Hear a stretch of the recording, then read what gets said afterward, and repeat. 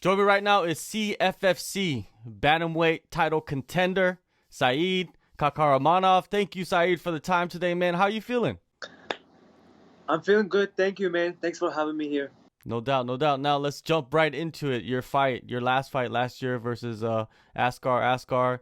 You came off a year break and only took you 45 seconds. No ring rust for you. Did that go as planned? 36 seconds. Okay, 36 seconds, even faster. It's not. I wasn't resting. I don't know why people. It wasn't no rest. There's no ring rust. I don't believe in that. It's ring rest maybe. Mm-hmm. I've been training hard every day since then. Only reason I haven't fought because I couldn't get a matchup. And then the pandemic hit and all that stuff. And I've been training every day hard. Nothing changed. I've been improving. Nothing changed. All right. Training every day hard like always. Well, I like what you just said. I never heard that before. It's not ring rust. It's ring rest. That makes sense. I mean, fight is a fight. I mean, I go to the gym every day. I feel like I'm going to fight. I feel the same. I have the same feeling. Go to the training and then going to the fight. I feel the same. Same nervousness. I feel the same about it. So to me, it's like it's just another day. You know, when you look at that result, and for myself, I look from afar and say, you know, Askar, you beat him. You beat him, definitively, and he is signed with the UFC. I get a little confused. Are you a little confused about that situation? Like, how come you're not signed yet? I'm not confused about it. Only reason he signed is because they need another fresh meat to lose. You know what I mean? And I'm not that person. I'm not gonna go in there and then get my ass whipped. You know what I mean? Those guys are fresh meats. I mean, and then he has 11-1 record. Looks good. I mean, I don't have a 7-2 record. They think it was accident. He got caught. He didn't get caught. If you watch the fight in 36 seconds, I hit him more than 6-7 times, and he didn't land no one punch. Not even a one punch he landed. I landed him a kick, uppercut, hooks. I mean, the longer the fight will go, it will be bad for him. That's for sure. It did go really bad for him. Now, after that fight, of course, the pandemic hit, and everybody was in some awkward situations with their career. Did you have a lot of missed opportunities throughout that year, throughout 2020? Yes, I missed opportunities. I wanted to go to, I'm into Sambo. Mm-hmm. I don't know if you know that. Yeah. I wanted to go to Moscow for competing in March. I was supposed to compete in Moscow in World Cup in Sambo. I missed that. I really want to do that. I want to see the Russia. I never been there. Yeah. I missed that, and then after that, it's just been waiting. I'm playing the waiting game too. I've been waiting on a call. Let's see if I can get the short notice fights, blah, blah. But just got to train and keep getting improved, keep getting better and better.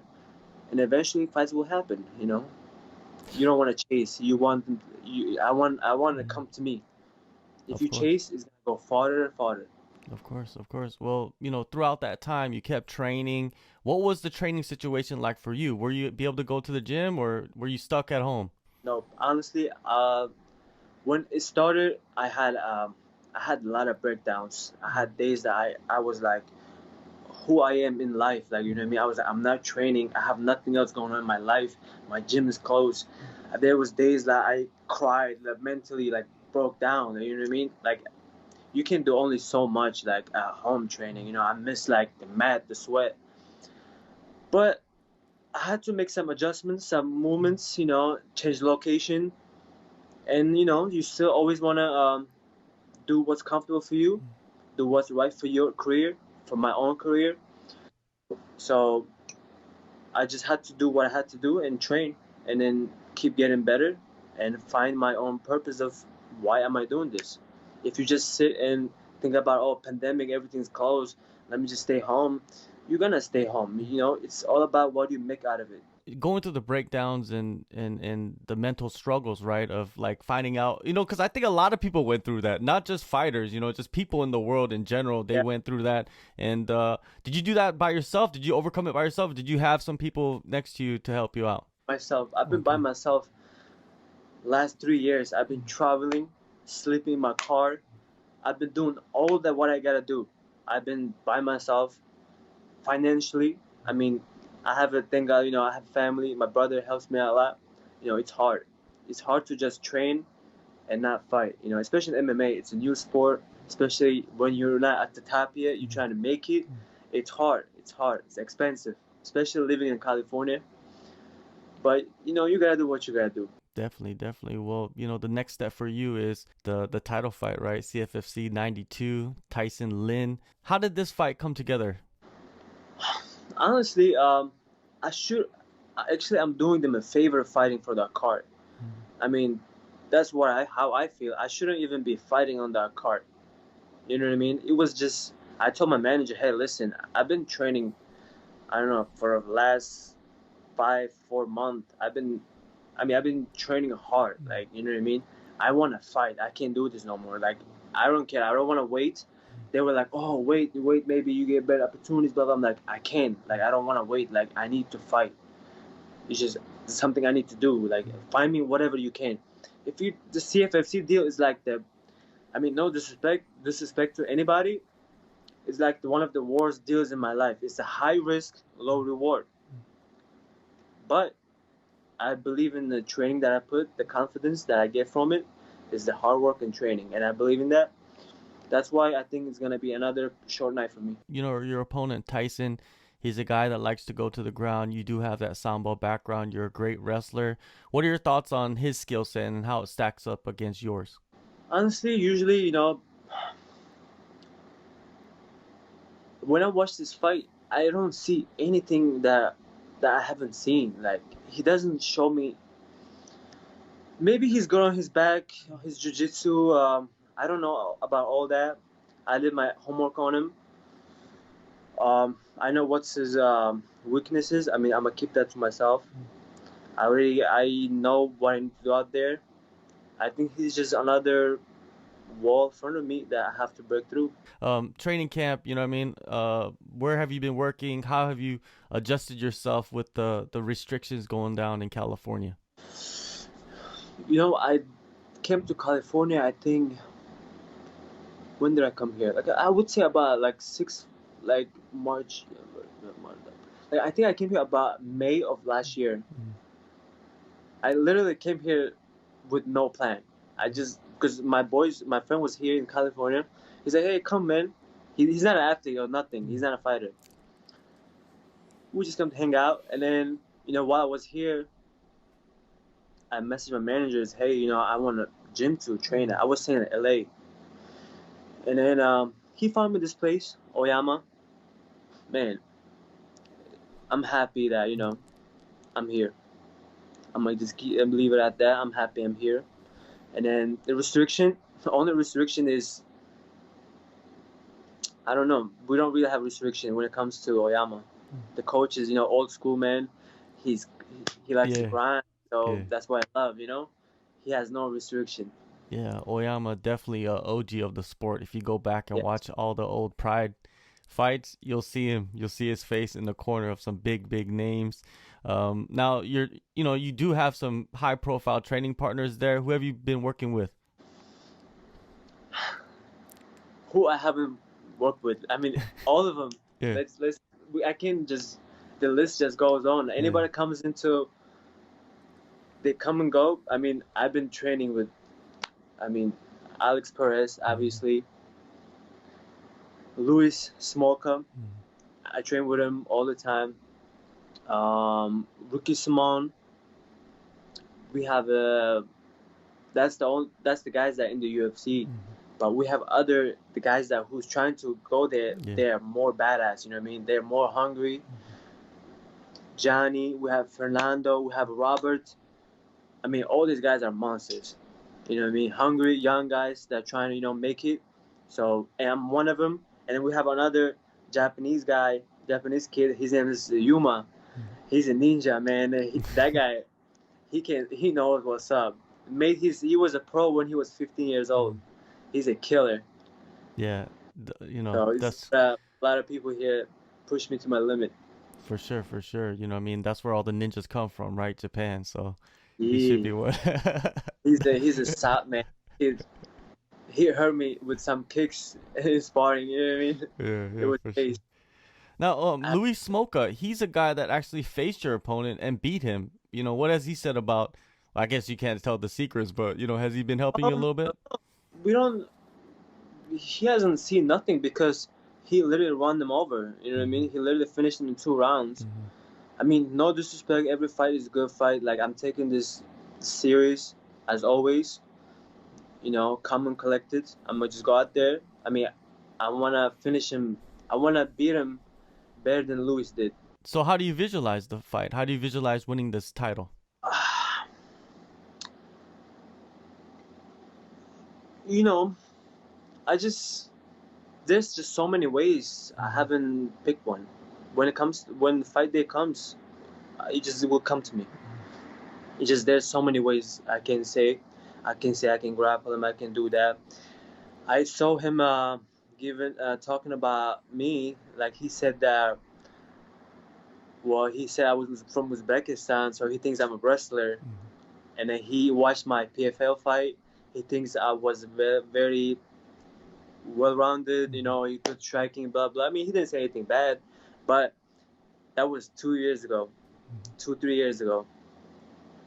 I Yeah. mean, now I'm a different guy now. It's a Also, the different. circumstances around that PFL fight, they were kind of fishy, right? Leading up to it, where they switched up the weight and everything on you. What happened was I'm making weight at 135.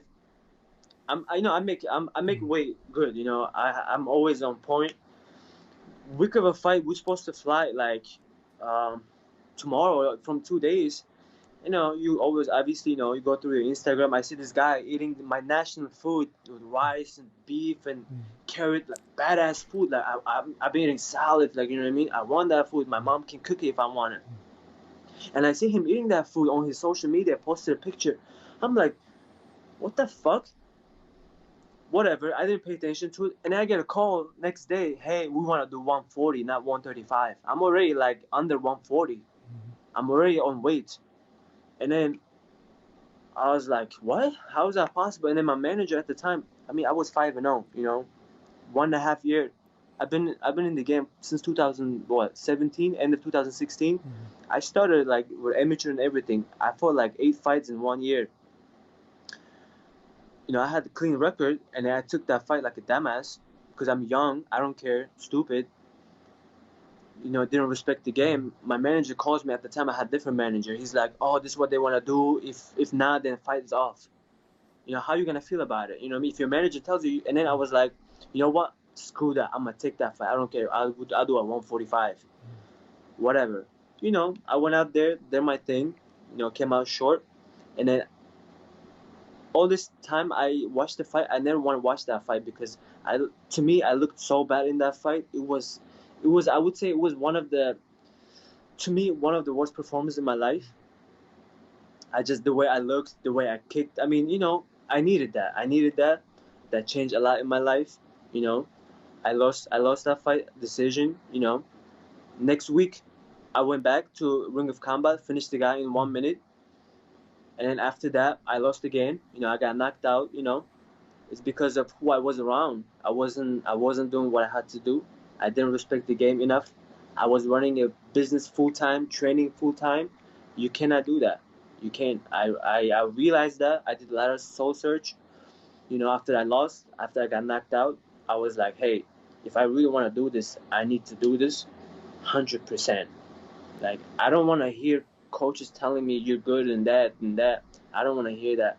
It's on me. I want to feel like that. You know what I mean? I did that.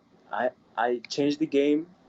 I had to do what I had to do. Hired coaches, work with other people, travel, start traveling, go to other gyms, do all that. People can say, oh, you know, and that, but I think I did the right thing, and then it paid off. It paid off, and then still to this days, it will pay it off. And I know as a person, I'm changing as a mixed martial arts. I'm getting better. I know my punch is getting better, my technique's getting better. I'm learning. I'm still growing. Like I'm not. I've never been a. He thinks I'm a wrestler. Like, oh, I'm from Uzbekistan. He must be a good ass wrestler. Blah blah. No, I started wrestling in America. I went to 8th grade in America. I did everything what you guys did growing up. You know what I mean? I didn't bring anything from back home except mentality and then hard work and heart. You know, I've been learning everything in America. Wrestling, grappling, everything. You know, I had to learn. It took me some time. I was 21 when I made my amateur career. First fight for amateur fight, I was 21. You know, you learn. You gotta learn, man. These guys have been. When I fought Umar, he was already a MMA world champion as an amateur, a lot of experience. You know what I mean? And then he couldn't even hold me down. Like, you know what I mean? And then I watched the fight the other day. I was so close to knocking him out a few times. I hit him with clean punches. He didn't want to engage in the fight. He didn't want it, even though I gave him the extra 5 pounds. But it was good experience for me. I'm happy. I'm happy I lost because it put me down. It made me humble. It made me work harder. Yeah, definitely a rematch I want to see in the future. Oh, the rematch will be happen down the line, but it's gonna be big fight. I don't want it right now. I want it like down the line when we bought our top, because they already saying that he's gonna be a UFC champion. Blah blah blah blah. Come on, man. He's been finishing everybody but me, and I knocked him out. And I dropped him with a punch. His debut, like, he got 50K. I'm like, come on, man. I could have put out a better fight than the other guy. Just bums. Everything's coming together for you. You got the Oyama, backing you. You got a good management, and now you're heading into this, title fight on March 11th, CFFC 92 in Philadelphia. Saeed, man, it was good speaking with you for the first time, man. I'm looking forward to doing many of these in the future. Definitely, man. All I have to do is just keep winning so we can talk. Nobody's gonna talk to a loser, right? No, man, it's the career has ups and downs, man. It's not just about, you can't win forever. Some people, do, So but winning is good. yeah.